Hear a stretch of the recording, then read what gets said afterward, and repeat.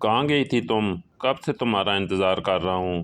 بتاؤ مجھے کہاں سے آ رہی ہو؟ زرینہ گھر میں داخل ہونے کے بعد چہرے پر آیا پسینہ اپنی چادر کے پلو سے صاف کر رہی تھی۔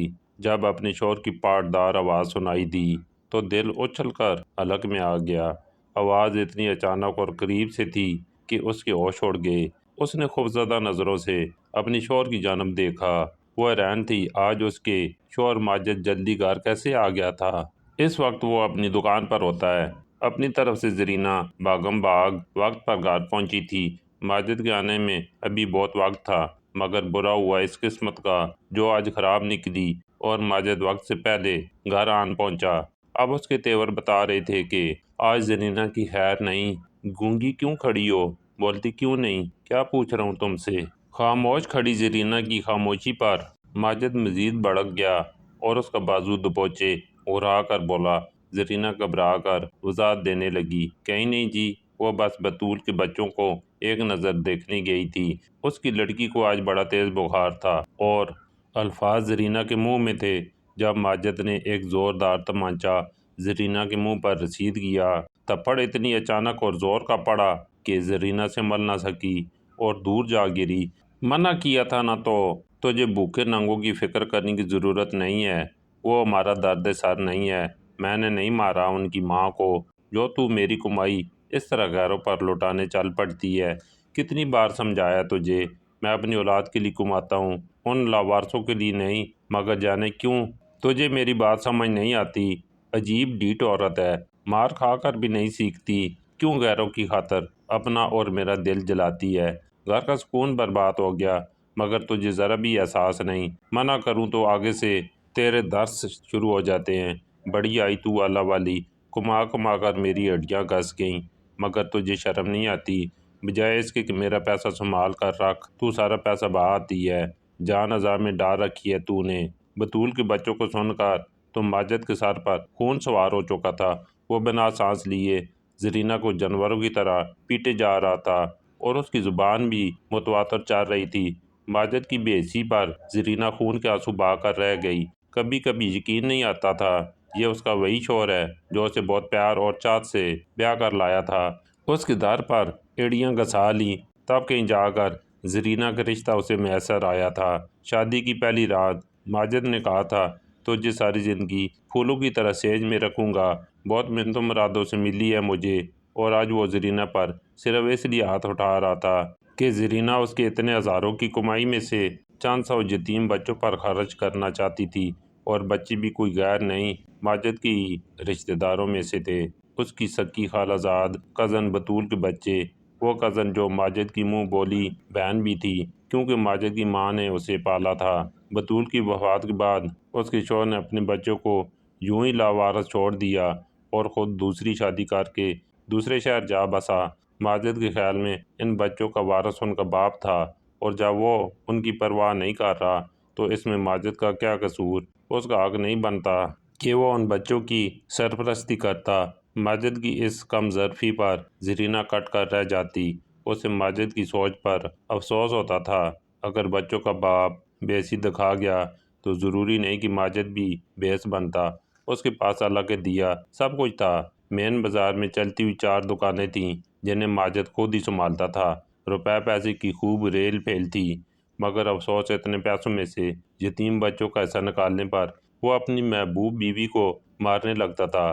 زرینہ نے بہت بار ماجد کو احساس دلانے کی کوشش کی، بہت بار اسے سمجھایا کہ اپنی مال و دولت میں سے اگر یتیم بچوں پر خرچ کرو گے تو اللہ تمہیں 2 گنا اجر دے گا، تمہارے رزق میں اتنا اضافہ ہوگا کہ تم سنبھال نہیں پاؤ گے، تمہاری جیبیں کبھی بھی خالی نہیں ہوں گی۔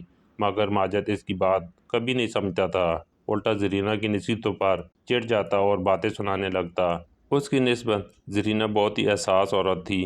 بطول کے مرنے کے بعد جب اتنے معصوم سے بچوں کو بھیک مانگ کر اپنا پیٹ پالتے دیکھا تو زرینہ تڑپ گئی۔ اس کی حساس طبیعت یہ بات گوارا نہیں کر رہی تھی کہ اتنے معصوم بچے یوں لاوارث ہو کر رلتے۔ وہ خود بھی 2 بچوں کی ماں تھی۔ اسے بس یہی سوچ ستاتی تھی، اگر اس کے بچوں کے ساتھ بھی ایسا ہی ہوا ہوتا تو زرینہ کی روح کتنی تڑپتی۔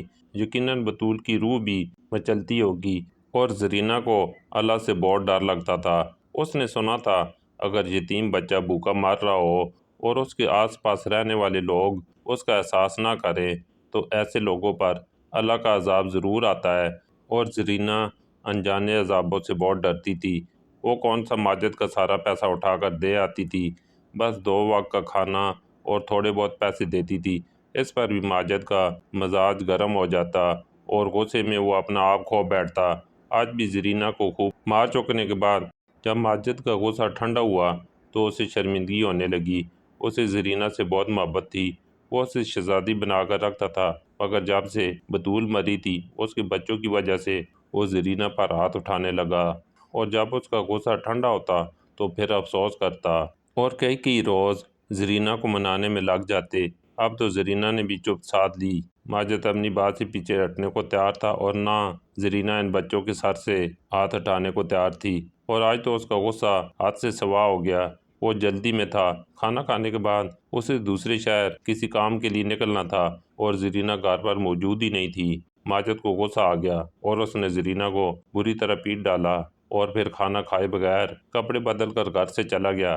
جاتے وقت اس نے دیکھا بھی نہیں کہ زرینہ کو اس نے جس حالت میں چھوڑا تھا وہ ابھی تک وہیں پڑی تھی اور نہایت تکلیف سے کرا رہی تھی۔ لیکن اپنے سفر پر روانہ ہونے کے بعد ماجد کو اپنی غلطی کا احساس ہونے لگ گیا۔ وہ شدید پشیمانی میں گر گیا۔ اب اسے زرینہ کی فکر ہو رہی تھی۔ آج اس نے کچھ زیادہ ہی زرینہ کو مارا تھا۔ اسے خود پر افسوس ہونے لگا۔ کیا ضرورت تھی خواہ مخواہ اتنا غصہ کرنے کی؟ وہ دل ہی دل میں خود کو کوسنے لگا۔ دوسرے شہر جا کر بھی اس کا سارا وقت بے چینی میں گزرا۔ رہ کر زرینہ کا خیال آ رہا تھا۔ وہ زمین پر پڑی سسک رہی تھی، کہیں اسے کوئی گہری چوٹ تو نہیں آ گئی۔ ماجد کے دل میں خوف کی ایک تیز لہر اٹھی۔ وہ جلد سے جلد اپنا کام نپٹا کر واپس جانا چاہتا تھا۔ اس کے دل کو طرح طرح کے وہم ستا رہے تھے۔ وہ غصے میں اتنا اندھا ہو گیا کہ زرینہ پر ہاتھ اٹھاتے وقت قطعاً یاد نہ رہا کہ وہ حاملہ تھی۔ ڈاکٹر نے تو اسے آرام کا بولا تھا اور ماجد نے اسے لہولہان کر دیا۔ جیسے ہی ماجد کا کام ختم ہوا وہ فوراً واپس روانہ ہو گیا۔ اس کا دل دھڑک رہا تھا۔ گھر پہنچنے پر جو خبر اسے ملی اس نے ماجد کی روح جسم سے کھینچ لی۔ اس کا شک یقین میں بدل گیا۔ ماجد نے زرینہ کو اتنا مارا کہ اس کا حمل ضائع ہو گیا اور اس کی حالت بگڑ گئی، اور اس وقت اسپتال میں زندگی موت سے لڑ رہی تھی۔ ماجد بھاگا اسپتال پہنچا تو دیکھا ڈاکٹر زرینہ کی جان بچانے کی کوشش میں لگے تھے۔ ان کا کہنا تھا کہ زرینہ کو بہت گہری چوٹیں آئیں، اس کی جان جا سکتی تھی۔ یہ سن کر ماجد زمین پر ڈھہ گیا۔ زرینہ کو کھونے کا تصور ہی جان لیوا تھا۔ وہ گڑ گڑا کر اللہ کے حضور معافی مانگنے لگا، کہنے لگا یا اللہ، آخری بار زرینہ کو نئی زندگی دے دے۔ قسم کھاتا ہوں ساری زندگی اس پر ہاتھ نہیں اٹھاؤں گا۔ ہاتھ اٹھانا تو دور، اس سے اونچی آواز میں بات بھی نہیں کروں گا۔ میں اس سے بہت محبت کرتا ہوں۔ میں بھول گیا میری ساری کمائی اسی کی تو تھی۔ اس کا جان جی چاہے وہ اپنی کمائی لٹاتی پھرے، میں اس کے لیے تو یہ ساری محنت کرتا ہوں۔ اگر وہ نہ رہی تو مجھے بھی جینے کی چاہ نہیں رہے گی۔ زرینہ کی موت کا سوچ کر ماجد کے رونگٹے کھڑے ہو رہے تھے۔ 12 گھنٹوں کی بھاگ دوڑ کے بعد آخر زرینہ خطرے سے باہر آ گئی۔ اللہ نے زرینہ کو نئی زندگی دے دی۔ یہ خبر سن کر ماجد کی جان میں جان آئی۔ اس نے اللہ کا شکر ادا کیا اور خود سے عہد کیا آئندہ زندگی میں وہ زرینہ کو میلی آنکھ سے بھی نہیں دیکھے گا۔ اس نے اسپتال میں زرینہ کا بہت خیال رکھا، مگر اس سارے وقت میں زرینہ بالکل خاموش رہی تھی۔ اس نے ایک بار بھی ماجد سے بات نہیں کی۔ ماجد چاہتا تھا زرینہ اس سے بات کرے، اسے گالیاں دے، برا بھلا کہے، کچھ تو بولے، مگر زرینہ کی چپ نہیں ٹوٹی۔ ماجد کو اس کی چپ سے وحشت ہو رہی تھی۔ اسپتال سے گھر آ جانے کے بعد ماجد نے زرینہ کے آگے ہاتھ جوڑے اور کہا مجھے معاف کر دے، تجھ پر ہاتھ نہیں اٹھاؤں گا۔ میں نے تیرے ساتھ بہت برا کیا ہے، بس ایک بار معافی دے دے۔ اب کی بار پکا اپنے الفاظ پر قائم رہوں گا۔ تجھے کھونے کے خوف سے گزرا ہوں، ابھی تک وہ خوف اور دہشت مجھ پر سوار ہے۔ میں تجھے کھونا نہیں چاہتا، تو جیسا چاہے گی ویسے کرنا، بس مجھے ایک بار معاف کر دے۔ ماجد روتے ہوئے ہاتھ جوڑ کر بیٹھا تھا۔ زرینہ کو اس کی آنکھوں میں سچائی نظر آئی۔ تکلیف سے زرینہ کی آنکھیں برسنے لگیں۔ وہ اپنی اولاد کو کھو کر آ رہی تھی۔ ماجد کے ظلم کی وجہ سے اس کا تیسرا بچہ دنیا میں آتے آتے رہ گیا۔ اس نے ماجد سے کہا تم نے صرف مجھ پر ہاتھ نہیں اٹھایا بلکہ اپنے بچے کا قتل بھی کیا ہے۔ میں کون سا تم سے پوری دنیا مانگ لیتی ہوں جو تمہیں اتنا برا لگتا ہے۔ یتیم بچے ہیں، ان پر تھوڑا سا خرچ کرنا چاہتی ہوں تاکہ ان کے بدلے اللہ ہمیں اجر دے، مگر تم تو میری محبت میں اتنا بھی نہیں برداشت کر سکتے اور کہتے ہو کہ تمہاری ساری کمائی میری ہے۔ کیا فائدہ ایسی کمائی کا جو میں اپنی مرضی سے خرچ بھی نہیں کر سکتی؟ وہ زخم میرے جسم پر نہیں، میری روح پر پڑے ہیں۔ میں اللہ کے عذاب سے ڈرتی ہوں، تمہارے غصے کے خوف سے میں یتیموں کے سر سے ہاتھ نہیں اٹھاؤں گی۔ زرینہ نے دو ٹوک اپنا فیصلہ سنایا تو ماجد کچھ دیر کو خاموش ہو گیا، پھر کہنے لگا، ٹھیک ہے، آج کے بعد میں تمہیں نہیں روکوں گا۔ تم جیسے چاہے ان بچوں کا خیال رکھو اور جتنا چاہیے پیسہ ان پر لگاؤ، بس مجھ سے ایک وعدہ کرو، مجھے معاف کر دو گی اور پہلے کی طرح میرے ساتھ رہو گی، اور بس میرے آگے یہ ظاہر نہ ہونے دینا کہ تم ان بچوں کا خیال رکھ رہی ہو۔ مجھے برداشت نہیں ہوتا کہ میرے بچوں کا حق کسی اور کے منہ میں جائے، مگر تم بھی تو میری کمزوری ہو، تمہیں کھونے سے بھی ڈرتا ہوں، اس لیے آج تمہاری خاطر میں اپنی بات سے پیچھے ہٹتا ہوں۔ ماجد کی بات پر زرینہ درد سے مسکرا دی۔ اتنا بڑا نقصان ہونے کے بعد ہی وہ اپنی بات منوا پائی تھی، مگر اس کے لیے اتنی کافی تھا۔ اس کے شوہر نے ان یتیموں کے سر پر ہاتھ رکھنے کی اجازت دے دی۔ اس روز کے بعد سے زرینہ بطول کے دونوں بچوں کا خیال رکھنے لگی۔ ماجد نے وعدے کے مطابق اپنی کمائی زرینہ کے ہاتھ پر رکھنا شروع کر دی۔ اس سے زرینہ نے بطول کے بچوں کو سکول داخل کرا دیا اور ان کی دیکھ بھال کرنے لگی، مگر اس طرح کہ ماجد کو ذرا بھی محسوس نہ ہوتا۔ اس نے اپنی ذاتی ضروریات محدود کر لیں، اس طرح وہ بطول کے بچوں کا بھی خیال رکھتی اور ماجد کے کمائے پیسے بچا بھی لیتی۔ اس روز کے بعد ماجد نے دوبارہ کبھی زرینہ پر ہاتھ نہیں اٹھایا۔ وہ بہت بڑا نقصان اٹھا چکا تھا۔ زرینہ ماں بننے سے محروم ہو گئی تھی، جبکہ ماجد کی شدید خواہش تھی کہ اللہ اسے مزید اولاد سے نوازتا، مگر اپنی بے وقوفی کے ہاتھوں اپنے شوق سے محروم ہوا۔ مگر ماجد پھر بھی خوش تھا، اس کی زرینہ بالکل ٹھیک اس کی آنکھوں کے سامنے تھی، اسے کچھ نہیں ہوا تھا۔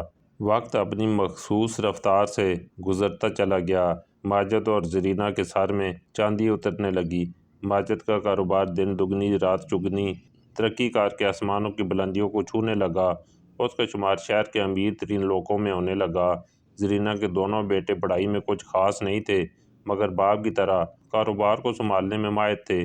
زرینہ کو بہت افسوس ہوا تھا کہ اس کے بچوں نے پڑھائی سے جان چھڑا لی۔ وہ ان کو پڑھا لگا کر افسر بنانا چاہتی تھی، مگر ماجد خوش تھا کہ اس کے بچے نکمے آوارہ نہیں ہوئے، کم از کم کاروبار سنبھالنے کے قابل ہو گئے۔ زرینہ نے اپنے بچوں کی بہت اچھی تربیت کی، مگر جب اس کے بیٹے جوان ہوئے تھے، زرینہ کو یوں محسوس ہوتا جیسے اس کی محبت میں کوئی کمی رہ گئی۔ اس کے بچے ویسے فرمانبردار اور لائق نہیں تھے جیسے زرینہ چاہتی تھی۔ ان کی ضدی طبیعت نے زرینہ کو خوفزدہ کر دیا، مگر ماجد اسے تسلی دیتا اور کہتا، یہ سب تمہارا وہم ہے، ابھی لاوالی پن ہے، تھوڑی بڑی عمر کو پہنچیں گے تو تم دیکھنا تمہاری تربیت رنگ دکھائے گی۔ ماجد کے بلاؤں پر زرینہ خاموش تو ہو جاتی، مگر بیٹوں کے رویوں سے اتنا جان گئی تھی کہ ان دونوں کی فطرت میں فرمانبرداری والا عنصر موجود نہیں تھا۔ وہ دولت کے نشے اور غرور میں لت پت تھے، اپنے سے کم تر لوگوں کو انسانوں کی فہرست میں بھی نہیں ڈالتے تھے۔ مستقبل کے انجان خدشوں کے تحت زرینہ نے ماجد کو سمجھانا چاہا کہ وہ اپنا سارا کاروبار ایک دم سے بیٹوں کے حوالے نہ کرے، بلکہ کچھ بچا کر رکھے، مگر ماجد زرینہ کی باتوں پر ہنس کر کہتا، تم خواہ مخواہ کے وہم پال رہی ہو۔ مگر زرینہ کے ناراض ہونے پر ماجد سنبھل گیا اور فی الحال کاروبار بیٹوں کے حوالے نہیں کیا۔ اس بات پر دونوں بیٹے زرینہ پر بہت بگڑے تھے۔ ان کو لگا ان کی ماں ان کے ساتھ ناانصافی کر رہی ہے، اور زرینہ ان کے تیور دیکھ کر سمجھ رہی تھی کہ اس نے جو فیصلہ کیا بالکل ٹھیک کیا تھا۔ زرینہ نے سوچ لیا تھا کہ وہ کسی صورت بھی اپنی زندگی میں کاروبار اور گھر بیٹوں کے حوالے نہیں کرے گی، مگر یہ اس کی خام خیالی تھی۔ حالات نے تیزی سے پلٹا کھایا کہ زرینہ خود بھی حیران رہ گئی تھی۔ بچوں کی شادی کی عمر ہوئی تو زرینہ نے دونوں بیٹوں کی شادی اچھے گھرانوں میں طے کر دی۔ زرینہ تو یہی چاہتی تھی کہ اس کی بہویں سلجھی ہوئی ہوں۔ اس کی دونوں بہویں نہایت تیز تراز اور مکار تھیں۔ جب وہ بیاہ کر آئیں تو دونوں نے ساس سسر کی خوب خدمت کی اور اس طرح آنکھوں پر بٹھایا لگتا تھا انہیں اپنے شوہر سے زیادہ ساس سسر سے محبت ہے۔ زرینہ اور ماجد بھی اپنی بہوؤں کی فرمانبرداری پر بہت خوش تھے اور دل سے دعائیں دیتے تھے۔ گھر خوشیوں کا گہوارہ تھا اور پھر ایک روز ماجد کا ایکسیڈنٹ ہو گیا۔ ایکسیڈنٹ بہت شدید تھا۔ ماجد کو بر وقت اسپتال پہنچایا گیا۔ اس کا بہت خون بہہ چکا تھا۔ ڈاکٹر نے ماجد کو سٹیبل کرنے کے لیے جان توڑ کوشش کی۔ آخر کار ان کی محنت اور اللہ کے کرم سے ماجد موت کے منہ سے بچ نکلا، مگر اس حادثے میں وہ اپنی دونوں ٹانگوں سے محروم ہو گیا۔ زرینہ کے لیے وہ وقت کسی قیامت سے کم نہ تھا کہ اس کا محبوب شوہر اس طرح بستر کا محتاج ہو گیا۔ ماجد کے بستر پر آنے کی دیر تھی، اس کا سب کچھ خود بخود بیٹوں کے ہاتھ میں چلا گیا۔ دھیرے دھیرے دونوں نے جب سب کچھ اپنے قبضے میں کر لیا تو اپنے والدین سے منہ موڑ لیا۔ اب ان پر زرینہ اور ماجد کی روٹی بھی بھاری پڑنے لگی۔ زرینہ کی بہوؤں نے بھی اپنی اصلیت دکھائی اور ساس سسر سے بدسلوکی کی انتہا کر دی۔ تب زرینہ کو پتہ چلا اس کی بہوئیں تب تک فرما بردار تھیں جب تک سارا پیسہ ماجد کے ہاتھ میں تھا۔ اب جب کہ سب کچھ ان کے شوہر سنبھال چکے تھے تو وہ بھلا کیوں زرینہ اور ماجد کی پرواہ کرتے۔ زرینہ نے اپنے بیٹوں کو احساس دلانا چاہا تو اس کے بڑے بیٹے نے نہایت بدتمیزی سے زرینہ کو کہا، اب آپ کو ہم سے محبت ہو گئی ہے، پہلے تو اپنے شوہر کو خوب پٹیاں پڑھائیں، پھر کیا ملا، آ گیا نا سب کچھ ہمارے ہاتھ میں، اب آپ ہماری محتاج ہیں، سن لیں اب ہم ایک روپے بھی آپ کے معذور شوہر پر خرچ کرنے والے نہیں، ہم نے اپنے بچوں کے لیے بھی کچھ بچا کر رکھنا ہے۔ آپ دونوں نے جتنی عیاشی کرنی تھی کر لی، اب خاموشی سے کونے میں پڑ رہے ہیں، ورنہ جو یہ 2 وقت کی روٹی مل رہی ہے اس سے بھی ہاتھ دھو بیٹھو گے۔ بیٹوں کے رویوں سے زرینہ کو شدید تکلیف پہنچی۔ ماجد بھی اس روز پھوٹ پھوٹ کر رویا۔ اسے احساس ہو رہا تھا زرینہ اس کے بیٹوں کے بارے میں بالکل ٹھیک کہتی تھی۔ دونوں نہایت ہی کم ظرف اور لالچی تھے۔ جس باپ نے ساری زندگی ان کے لیے محنت کی، لاکھوں کروڑوں کما کر دیا، آج اس باپ کے علاج کے لیے ان کے پاس پیسے نہیں تھے۔ دنوں میں حالات نے پلٹا کھایا۔ زرینہ اور ماجد گھر کے کونے میں فالتو چیزوں کی طرح پڑے رہ گئے۔ ان کی بہوؤں کا دل کرتا تو انہیں 2 وقت کی روٹی دیتی اور کبھی اسے محروم رکھتے اور کبھی بھوک سے بے حال ہو کر زرینہ خود کچن میں کھانا لینے جاتی تو دونوں بہوئیں اس کو بے عزت کر کے کچن سے نکال دیتی اور کھانے کو کچھ بھی نہ دیتی۔ خوراک کی کمی اور دعاؤں کے نہ ہونے سے ماجد کے بھر جانے والے زخم پھر سے خراب ہو گئے۔ ان سے پیپ رسنے لگی۔ وہ تکلیف سے ساری ساری رات کراتا رہتا۔ زرینہ سے اس کی حالت دیکھی نہیں جاتی تھی۔ وہ اپنے بیٹوں کی محنت کرتی کہ اپنے باپ کا علاج کرائیں، اس کے بعد بے شک انہیں کچھ نہ دیں، مگر دونوں کے کانوں پر جوں بھی نہیں رینگتی۔ جب ماجد کی حالت زیادہ بگڑی تو زرینہ کو خیال آیا کیوں نہ اپنا زیور بیچ کر اس کا علاج کرایا جائے۔ چنانچہ زیور اٹھا کر مارکیٹ جانے لگی تو بہوؤں کو خبر ہو گئی۔ انہوں نے زرینہ سے سارا زیور چھین کر زرینہ کو مارا اور زرینہ کے بیٹوں کو کال ملا کر کہنے لگیں، تمہاری ماں اب ہمارا قیمتی سامان چرانے لگی ہے، یہ ہم سے برداشت نہیں ہوگا، اپنے والدین کو چلتا کرو ورنہ ہم میکے چلی جائیں گی۔ ان کے بولنے کی دیر تھی، زرینہ کے بیٹے بھاگے بھاگے گھر آئے اور زرینہ کو بے باؤ کی باتیں سنائیں۔ اب یہ گھر ہمارا ہے تو زیور بھی ہماری ہی ہوئے نا۔ رہی بات اس بڈھے کی تو آج نہیں تو کل اس نے مر جانا ہے، اس پر پیسہ کیا ضائع کرنا۔ ہم تو چاہتے تھے کہ آپ کو 2 وقت کی روٹی ملتی رہے، مگر آپ کو عزت راس نہیں آ رہی، اتنا درد جاگ رہا ہے اپنے شوہر کا تو چلی جائیں اس گھر سے، جا کے کسی مفت کے اسپتال میں اس کا علاج کرائیں، مگر جہاں سے آپ کو پھوٹی کوڑی بھی نہیں ملے گی۔ اپنے بیٹوں کی بے حسی پر زرینہ کے دل داڑے مار مار کر رونے لگا۔ نہ چاہتے ہوئے بھی زرینہ کے دل سے آ نکلی۔ وہ اپنے شوہر کو اس حال میں نہیں رہنے دے سکتی تھی، لہذا دکھتے دل کے ساتھ ماجد کو لے کر ہمیشہ ہمیشہ کے لیے گھر چھوڑ دیا۔ گھر چھوڑنے کے بعد زرینہ نے اپنے موبائل سے ایک نمبر ملایا اور کسی سے بات کرنے لگی۔ ماجد جو بمشکل درد برداشت کیے بیٹھا تھا، زرینہ کو بات کرتے دیکھ کر حیرت سے پوچھنے لگا کہ وہ اس وقت کس سے باتیں کر رہی ہے، مگر زرینہ نے کوئی جواب نہیں دیا۔ اسے کال کیے ہوئے تقریباً آدھا گھنٹہ گزرا ہوگا جب ایک بڑی سی گاڑی ان کے پاس آ کر رکی اور اس سے خوب جوان لڑکا نکلا اور بے تاب سا زرینہ کے پاس پہنچا۔